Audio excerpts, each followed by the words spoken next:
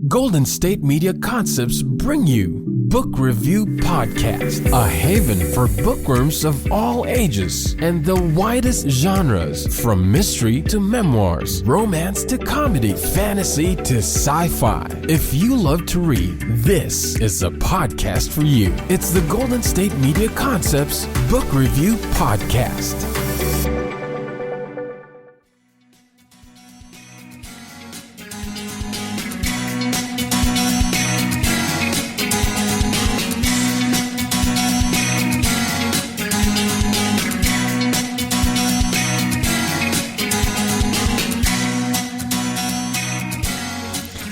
Hello and welcome to the GSMC Book Review Podcast, brought to you by the GSMC Podcast Network. I am your host, Sarah.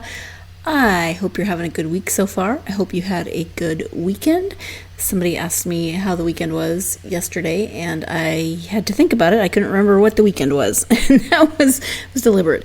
We had a very quiet weekend, and my husband was feeling a little under the weather for part of it, so that was one of the reasons that we had a more quiet weekend, but also we've been going a lot of different directions, and it was nice to just hang out, watch some TV. We did run a few errands and, do some things like that, but it was a very quiet weekend, and I am cool with that. So I hope if your weekend was quiet, it was great. If it was busy, it was great. Whatever you did, I hope it was what you wanted to do with your weekend, or you had time to do what you wanted to do with your weekend. So we are here with another interview, of course. This is a new author. We've had a couple of returning authors, which is always fun. Today I am speaking with author Emilya Naymark. We are talking about her novel. It is suspense. It is mystery. It is called Behind the Lie. It is the second in a series of books featuring the same main character, who is a private detective, formerly a police officer. Her name is Lainey Bird, and this is the second one. You can read them as standalone novels. I have not read the first book, and there are references to things. You can clearly tell that there's some backstory happening. But you'll have no problem if you do decide to read them as standalone novels. A transplant to the upstate New York hamlet of Sylvan, all Lainey wants is a quiet life for herself and her son. But things rarely remain calm in Lainey's life. When one neighbor, a Russian immigrant, is shot and his Ukrainian wife disappears, along with Lainey's best friend, at her neighborhood summer block party, Lainey will need all her skills as a PI to solve a mystery that reaches far beyond her small town. As people closest to Lainey fall under suspicion, the local authorities and her colleagues question her own complicity. And then there's 15-year-old Alfie, her complicated, enigmatic son, obviously hiding something. Even as Lainey struggles to bury evidence of her boy's involvement, his cagey behavior rings every maternal alarm. Lainey's personal life unravels as she's drawn into her friend's dark secrets, and she must ask herself, how far would a wife and mother go to keep her family from ruin? One woman's desperation is another's downfall, and with treachery blazing hot as the searing summer sun, Lainey realizes she and Alfie are in danger, and she must fight to save lives, her own and her son's included. So that is the description of Behind the Lie. As I said, it is the second in a series of books featuring Lainey as the main character and detective. She is, of course, trying to solve a mystery, but this one hits pretty close to home in terms of strange things going on with her son and the disappearance of her best friend, who is hiding a lot. And you actually get this book from Lainey's perspective and from Holly's perspective. Holly is the best friend. So you're seeing it from Lainey's perspective as she's trying to figure out what happened, and you're also getting backstory in what's going on with Lainey, what led up to the disappearance, etc. And so you're getting those two different perspectives, which I think is always a good way to do things. So you know more than Lainey does, which is always an interesting way to go through a book, right? When you know more than the detective of the story. All right, so that is an overview. Let's go ahead and now get to the interview. Again, the book is Behind the Lie, and the author is Emilya Naymark. Hi, Emilya. Welcome to the podcast. Hi, thank you so much for having me. Thank you for being here. I really appreciate it. I'm excited to talk about your newest book, Behind the Lie. Before we move to the book, though, if you could share a little bit about yourself so my listeners can get to know you, that would be great. Sure. So my name is Emilya Naymark, and today is actually a very special day. And not just because I'm on the podcast, although that makes it a little more special, but it's the anniversary of me leaving what used to be the Soviet Union forever, when my parents immigrated and took me with them. So August 13th, many years ago, we got on a train in Moscow with all our stuff and basically left. And 5 months later, we landed in New York. Wow. Yeah. So it's like this date has like been embedded in my mind. And when I was like choosing a date to have this interview, I'm like, oh, what a better way to kind of celebrate, because really this is kind of like the American dream. Well, yeah, I mean, we could talk about this for an hour and not talk about your book, but we are going to talk about your book. But just the courage that it takes for a family to pack everything up and, not knowing what's going to happen and having to trust that they're going to end up somewhere better. I mean, when I was little and traveling with my parents, to me, it was just like one big adventure.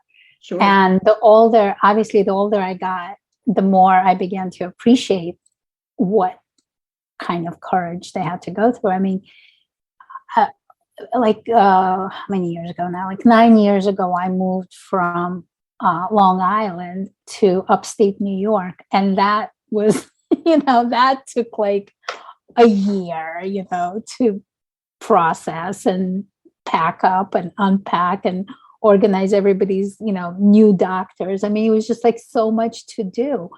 And I can't imagine how my parents did it with all their belongings and me, and not speaking the language and knowing that they would have to learn the language once they got here and like get jobs and support themselves. And they just did it, I mean, when I think about it, I'm like, I don't know if I would have been able to do it at a young age. You can do it, but not like they were already middle-aged. Right. So, yeah. No, when you think about it, like that's the part.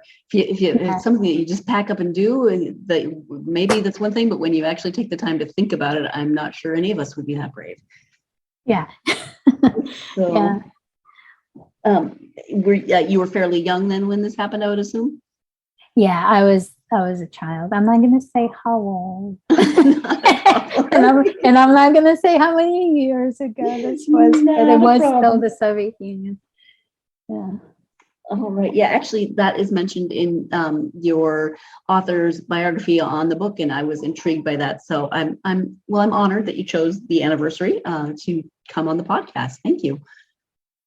Yeah. Well, like I said, if anything kind of exemplifies what my parents dreamed of happening for me and for themselves, the fact that here I am and I've been able to have these things in my life is it, Absolutely. Yeah. Yeah. Well, let's talk about the book. It is called Behind the Lie. It is the second one, I believe, that you've written with Lainey as the main character. So do you want to start with the first book and give a little background there, or do you want to start with Behind the Lie? Well, I'll give a little bit of a background on Lainey. So she is an ex-NYPD detective. And when she worked with the NYPD, she worked as an undercover. She bought drugs. She worked the racketeering case, which I didn't know that much about how racketeering cases work, but I kind of had an idea that that's what I wanted to write about. And that was extremely interesting to research. And what she had to do was buy drugs from various dealers that were all part of a single sort of mob syndicate. And the way racketeering case works is you buy little bits here and there. And then after a while, like after a year, you end up having a case that's big enough to basically indict and put away everybody in the organization. And that was her job. And her job was to do this against the Russian mob in Brighton Beach. And she loved it. She really, got into what she needed to do to get the work done. But at the same time, she's also a mother and a wife. And although she was trying to balance the two, as I think many of us find out when we try to balance it, it's not really often possible to be very effective at all of those things. Something has to give. And in her life, basically everything gives. So before the first book even begins, she, her career explodes on her, and she has to come to terms with some things. Her marriage disintegrates and her husband leaves her.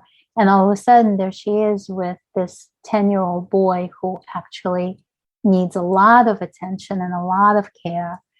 And she has an extremely demanding job. She realizes she can't do it. So everything she ever wanted in life, she had, and then she doesn't have it. And all of that happens before even the first chapter of the first book. And then she finds herself trying to rebuild her life in an upstate New York town with this little kid, and trying to sort of come to terms with who she is and compare who she always wanted to be with who she is and who she needs to be in order to bring up her kid. And one of the first things that happens in the first book is, the kid disappears, and she kind of has to become a detective again, and not actually, and kind of figure out what happened to him. And then by the time the second book happens, she's sort of getting her life back. She's kind of beginning to become who she thinks she could be. And the two books can be standalones, that you don't have to read the first one to sort of read and enjoy the second one. But there is definitely an arc that happens for the characters from one to the other. Time for me to jump in here so we can take our first break of the podcast. Stay tuned. You're listening to the GSMC Book Review Podcast, and I will be right back. Golden State Media Concepts bring you the Bible Study Podcast. Reflect and journey the Bible as together we study God's Word and be inspired. Bible study made fun and informative for all ages. It's the Golden State Media Concepts Bible Study Podcast.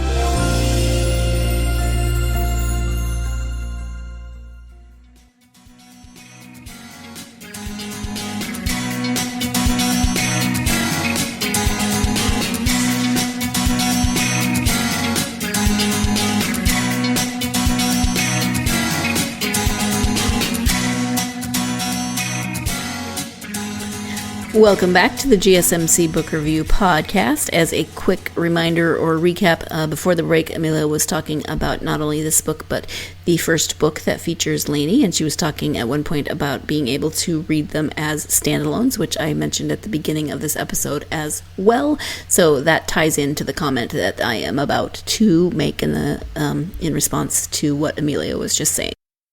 Yeah, in fact, when you were mentioning that her son disappears in the first book, I thought, aha, yes, I was thinking there was more to the story when she was talking about her current job as an investigator and having kind of a, not a soft spot, but she's drawn more toward the runaway cases, those sorts of cases. So, and I was like, I think there's more to this story, and there is. Yeah.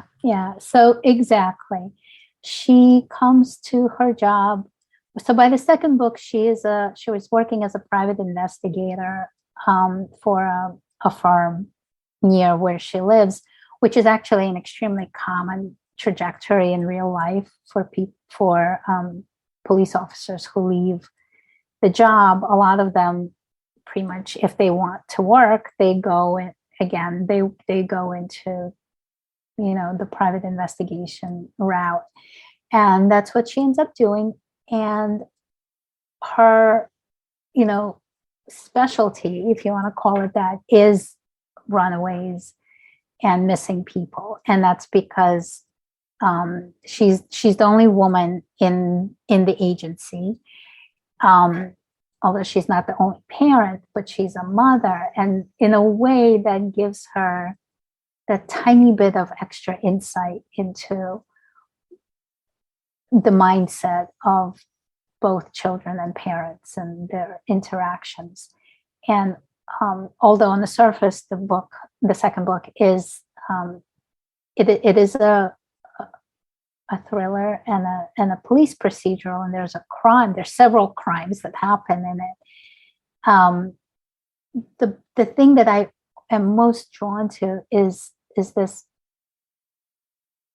how women have to live in our modern society, and the pressures on women, and how that forces both, women and children into these various paths that are not always the best ones, and why they might be committing crimes because of that.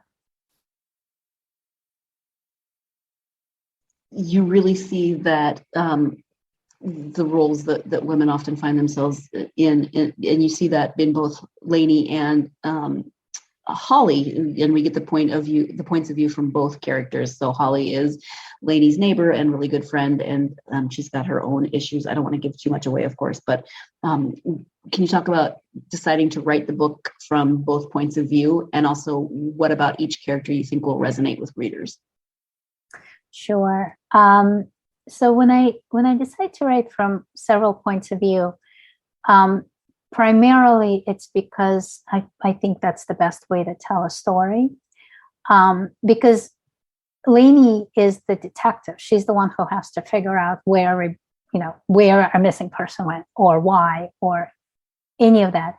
And there are obviously things that she's not going to be privy to. And I find that it helps to build tension if you show the other point of view.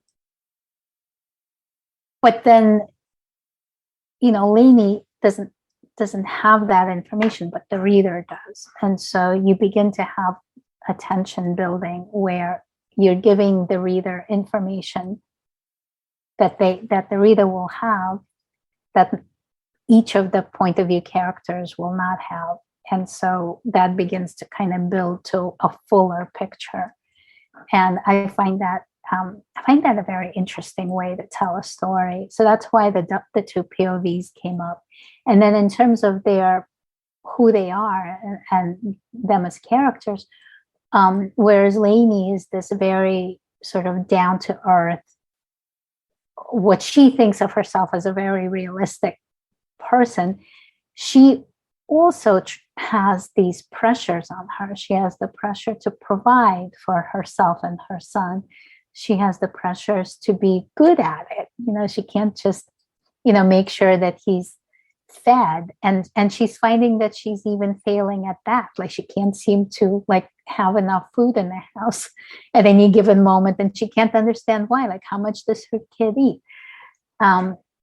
But it's just one of those things. So then she looks at her friend, Holly, and Holly seems to be this perfect paragon of womanhood.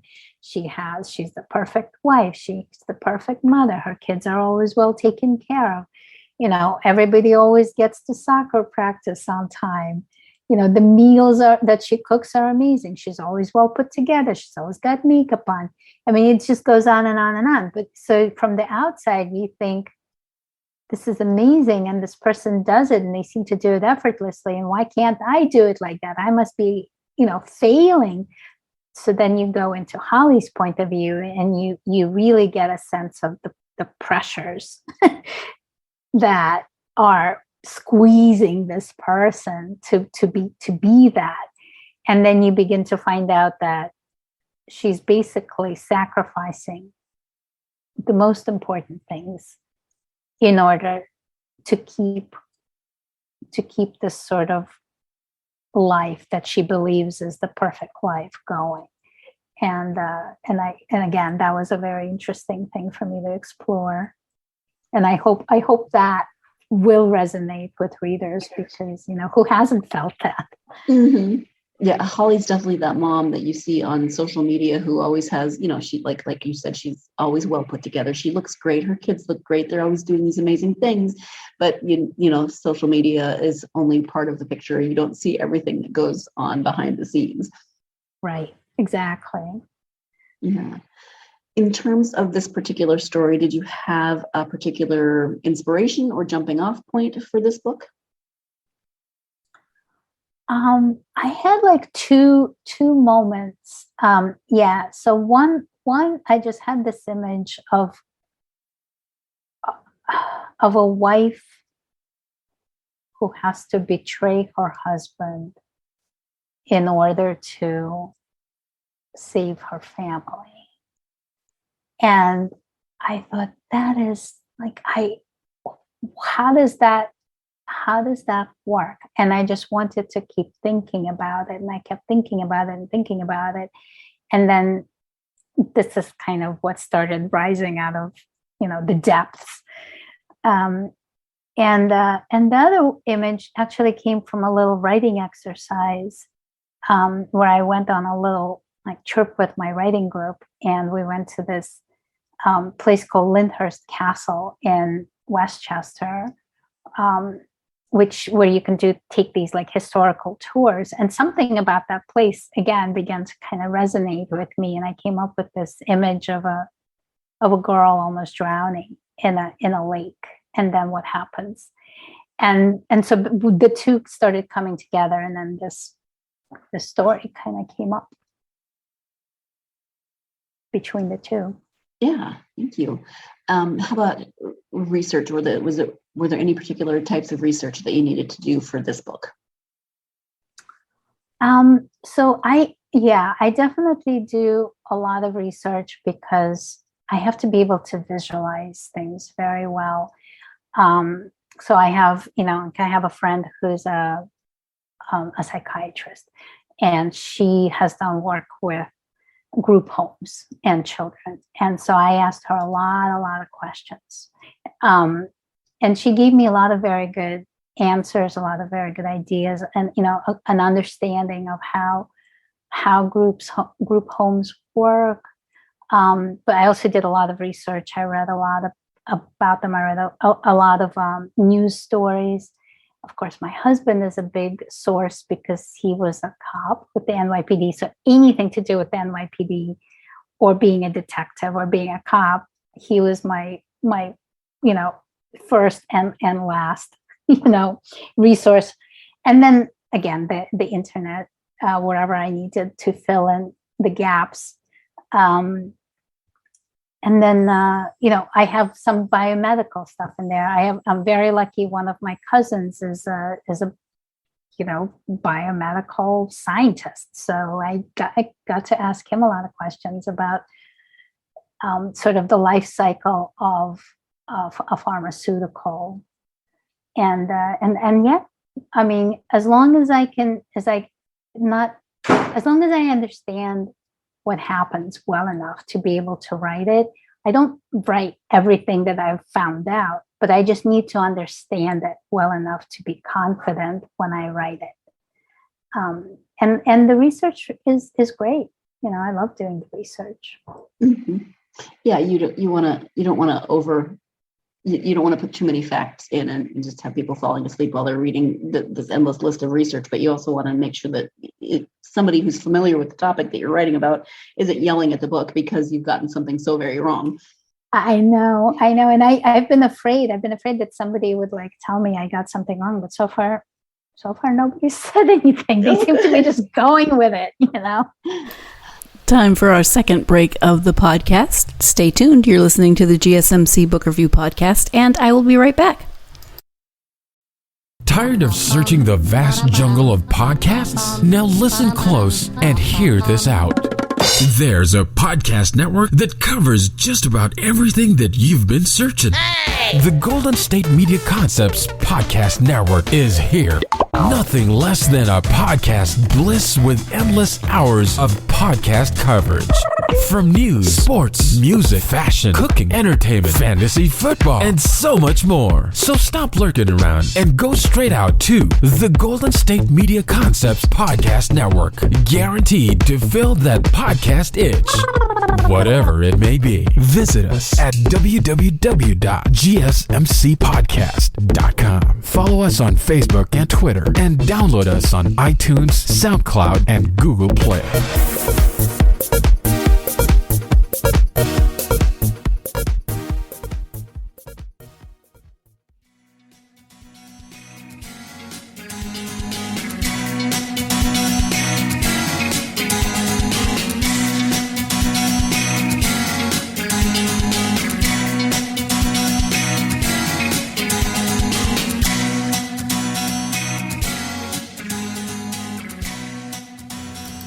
Welcome back to the GSMC Book Review Podcast and my interview with Emilya Naymark. We are talking about her Laney Bird series. This one is the second one, and it is called Behind the Lie. Let's go ahead and return to that interview.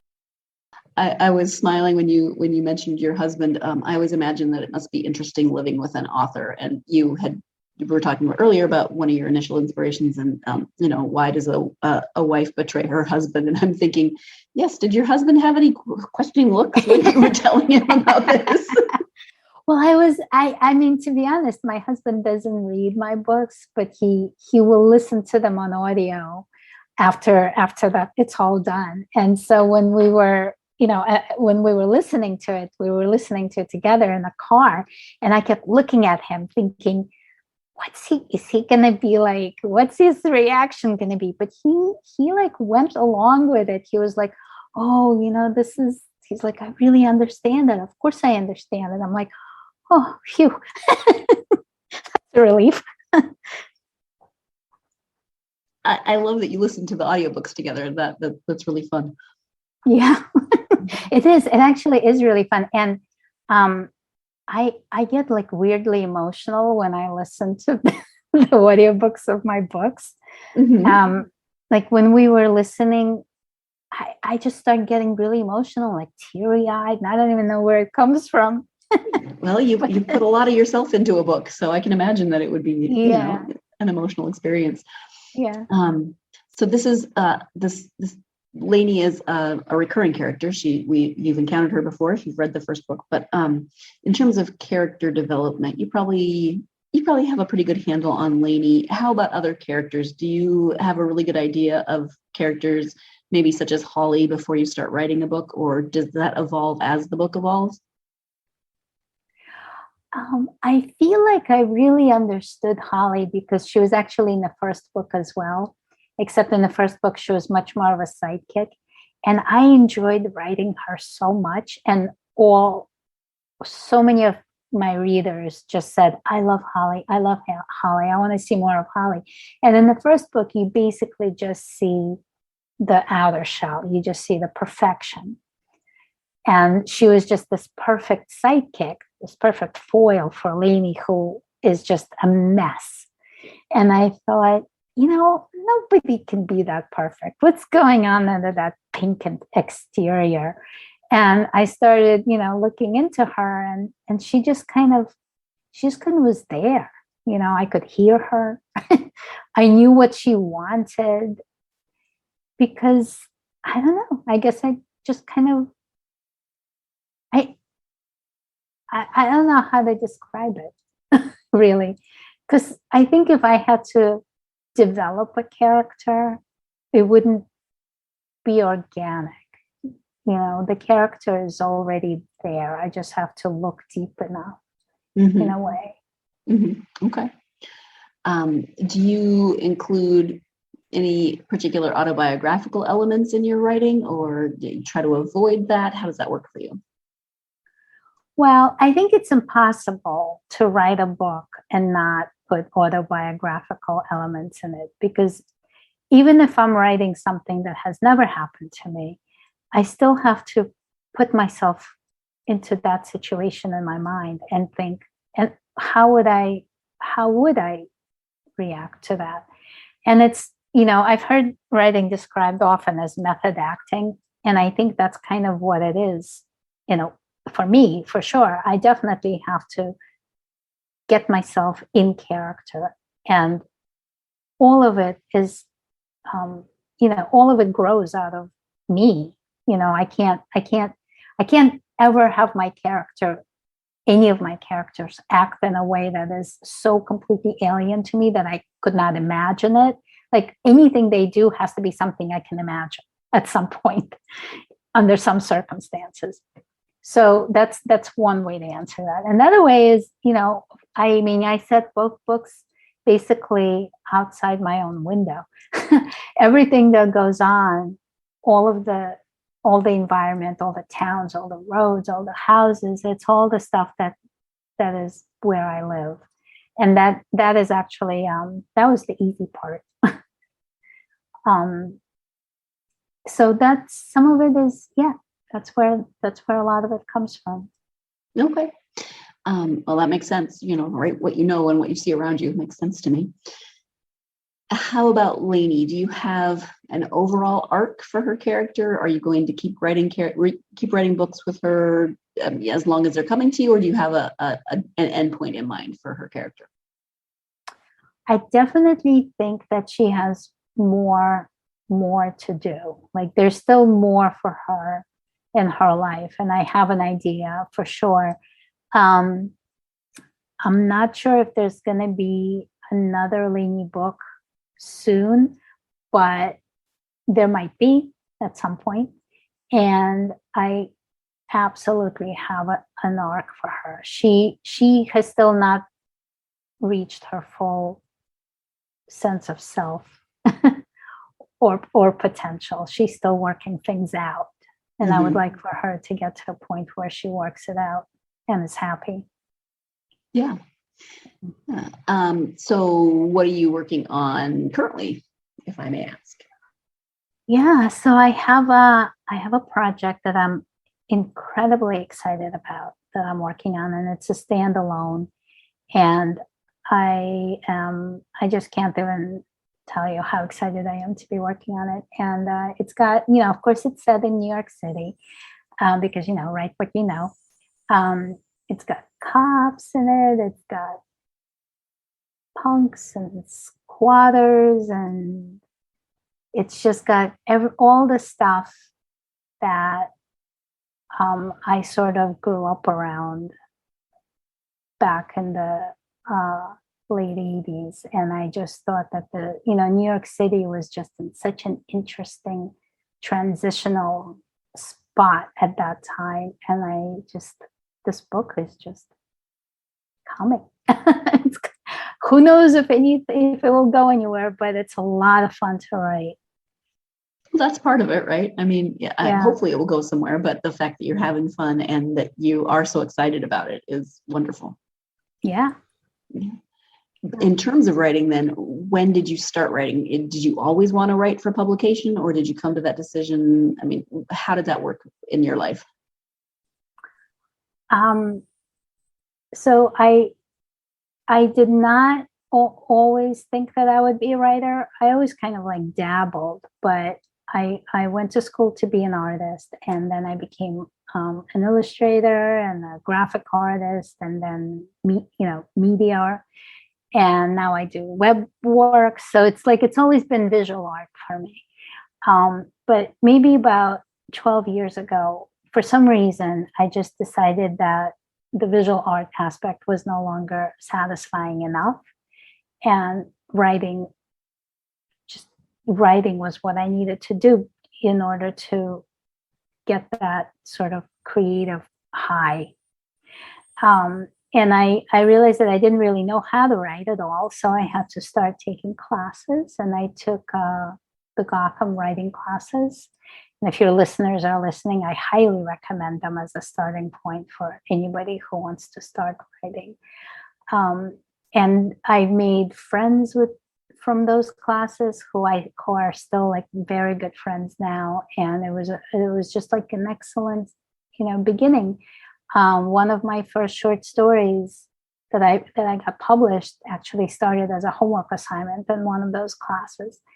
And then from that point on, I started writing novels. And it took 3 novels. The third one was what turned into Hide and Place. And that one, I got an agent and a publisher with that. But I queried 2 fully finished novels before that. That kind of went nowhere. So that's how that went. Time for the final break of the podcast. When we come back, Emilya will be talking about her advice for aspiring authors. So stay tuned. You're listening to the GSMC Book Review Podcast, and I will be right back.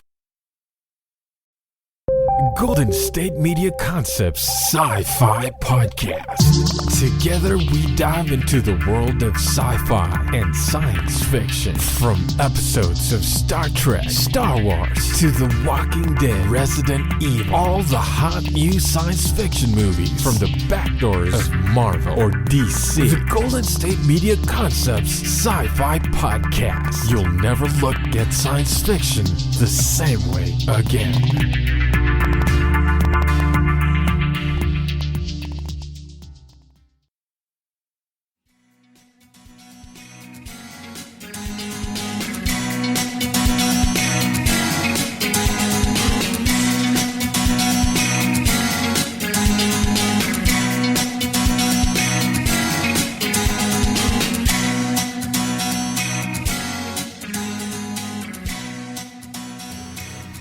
Welcome back to the GSMC Book Review Podcast and the conclusion of my interview with author Emilya Naymark. And from your own experience then, you mentioned taking the Gotham writing classes and highly recommending them. Do you have other advice for aspiring authors? The only advice I can give anybody is write because it makes you happy. Because there is no other reason to write. If you write what makes you happy and you write because it makes you happy, eventually you'll be good and you'll get published and maybe the money will follow. But it has to be because when you don't write, you're not happy. And as long as that's why you write, it will always be a good thing, and don't take rejection or success too close to heart, because so much of it is chance and luck and not related to how good objectively your work is. Mm-hmm. So actually that I want to back up just a little bit on a question from earlier that I didn't ask. When it comes to writing, what about police procedurals, suspense, this type of writing? What do you think draws you to this genre of writing? Oh, that's an easy one. I think it's the psychology of why people do the things that they do. Like why does someone commit crime? I mean, you could, sometimes the easy answer is, okay, they need money to support a drug habit. But obviously, most crimes are not committed because of that. So what makes a person do that versus somebody who might also need money who doesn't do that, and that to me is the interesting part, getting into the heads of these people. And when I write my criminals from the criminal's point of view, I always think about them as a person who has hit a particular point and then had to make a decision and makes a decision that's not a good decision, and why. And that's what I want to write almost more than anything. I mean, it's just like, mm-hmm. it's the why. It's very compelling. Yeah. Now, that also made me think that Holly in the book writes paranormal romance. Is that a genre you've ever wanted to explore, or is that Holly's thing? Well, she writes 3 different kinds of romances, right? She writes paranormal, she writes Regency, and she writes erotica.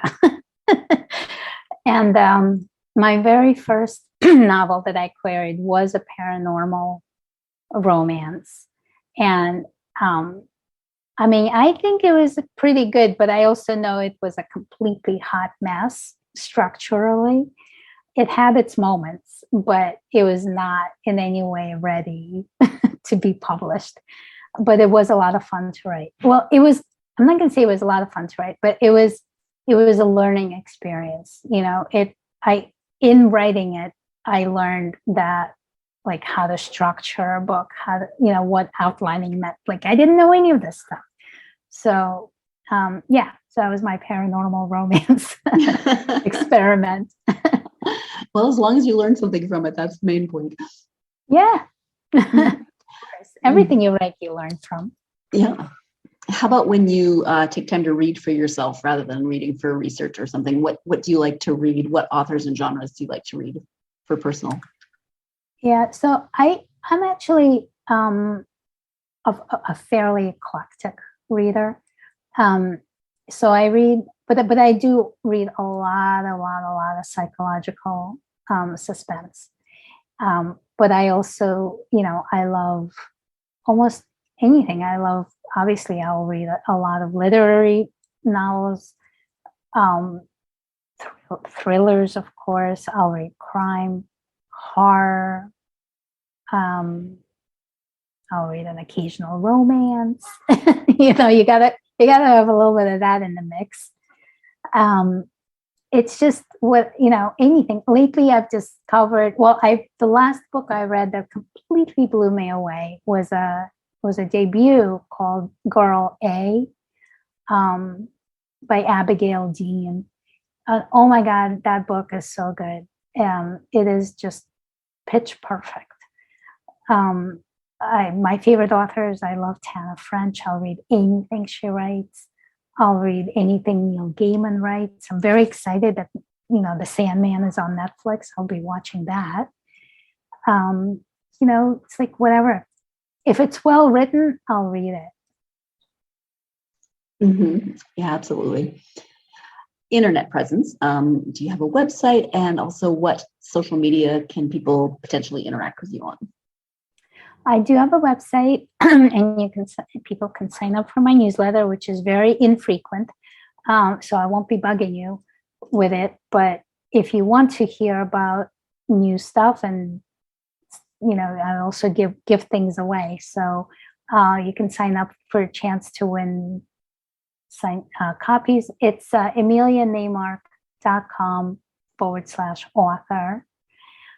Basically, all you have to do is put my name into the search, and I will be the only person to come up in your search, because that's one good thing with having a weird name.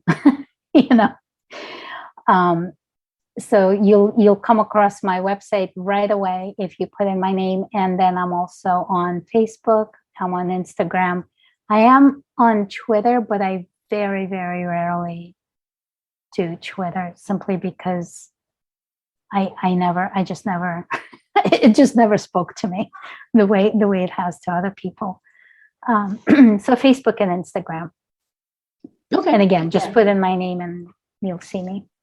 Yeah, everybody has the social media that works best for them, that just makes more sense to them, I think. Yeah. Well, Emilya, we've talked about a variety of different things during our time together, but is there anything that we haven't covered that you want to mention, whether about the books or writing, anything at all? No, no, this has been great. Well, thank you so much. I really, really appreciate you taking the time to talk to me. And thank you. This was great. I really enjoyed it. Thank you so much to Emilya for joining me to talk about not only this book, but the first book in the series featuring Lainey. If you're a fan of suspense, if you're a fan of female former police officers turning to private investigations, you should definitely check out this series. This book in particular features a lot of really interesting subject matter around women and careers, and the face that we put on for the outside world and the face that we wear at home, and maybe they're the same and maybe they're not, or maybe the face that even we wear for our families is not always our true face, and the secrets that we hide even from our closest loved ones. Definitely a lot of good stuff to explore within this story. And then, of course, there's the suspense and the mystery, etc. So definitely check out Behind the Lie by Emilya Naymark if this is a genre that you are interested in.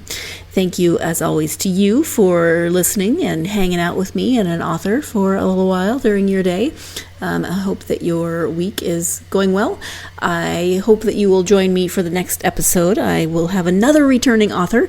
Christina Rienzi has been on the podcast before. She is joining me again, and this is fun because last time she was on, we talked about science fiction, and now we're talking about nonfiction. So we are segueing to a very different genre for Christina in terms of writing compared to the last time she was on. So join me for that episode. We'll be talking about her new book. It's called 5 Happy Choices. Thank you, as always, for listening and for supporting this podcast. If you're not already subscribed, please subscribe, like, follow, get the episodes as soon as they come out. A review is always incredibly helpful, written, starred, what have you.